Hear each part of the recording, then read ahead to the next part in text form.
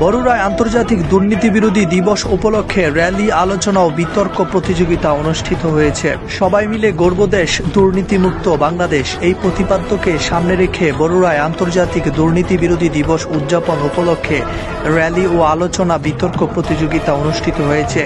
9 December উপজেলা প্রশাসন, উপজেলা দুর্নীতি প্রতিরোধ কমিটির আয়োজনে উপজেলা পরিষদ মিলনায়তনে উপজেলা দুর্নীতি প্রতিরোধ কমিটির সভাপতি শাহ আলমের সভাপতিত্বে অনুষ্ঠানে প্রধান অতিথি হিসেবে উপস্থিত ছিলেন বরুড়া উপজেলার নির্বাহী অফিসার নু এবং মান্না মং।